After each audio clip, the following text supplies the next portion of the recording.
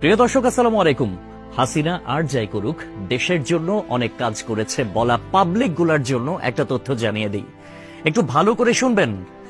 বাংলাদেশের বর্তমান ঋণ কত জানেন? 99.3 বিলিয়ন মার্কিন ডলার। আই রিপিট, 99.3 বিলিয়ন মার্কিন ডলার। আর গত বছরে পাচার হয়েছে কত জানেন?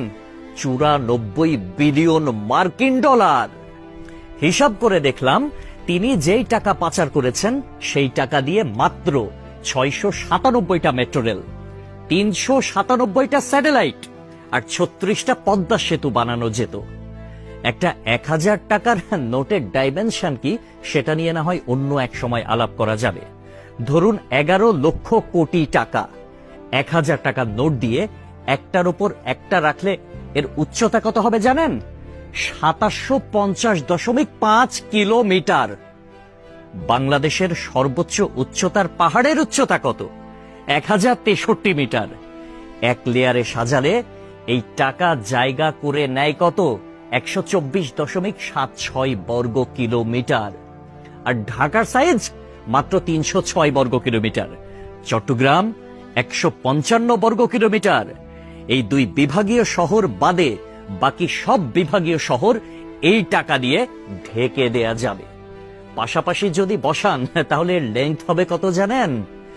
1782349.6 কিলোমিটার। এক কথায় আমি সংখ্যাটা বলতে পারলাম না, আপনারা একটু ক্যালকুলেটরে হিসেব করে নেবেন, মানে ক্যালকুলেটরেও ধরবে বলে মনে হয় না। পৃথিবীর পরিধি কত? 40,000 কিলোমিটার। এই টাকা পাশাপাশি বসিয়ে পৃথিবীর পুরোটা 44.5 বার রাউন্ড দেয়া যাবে, মানে ঘোরা যাবে।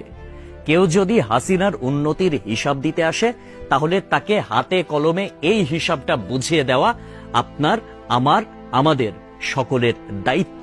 মেট্রো রেল বন্ধ হয়ে গিয়েছে দুর্বৃত্তের হামলায়। এটা ঠিক করতে 1 বছর সময় লেগে যেতে পারে, ন্যূনতম, মানে কমপক্ষে 1 বছর সময় লাগবে এটা বলা হয়েছিল। এটা ঠিক করতে বাজেট ধরা হয়েছিল 300 কোটি টাকা। অথচ 2টা স্টেশন বাদ দিয়ে খুব সহজেই মেট্রো রেল চালু করা যেত, কিন্তু সেটা করেন নাই তার সঙ্গপাঙ্গরা। কারণ খেতে হবে, বেগম পাড়ায় টাকা পাঠাতে হবে, বেগম পাড়ায় বেগমরা গিয়ে ফুলে ফেপে উঠবে, তারা আরামসে দাস দাসী নিয়ে দিন কাটাবে। এইটার জন্য এত টাকা বরাদ্দ করা হয়েছিল।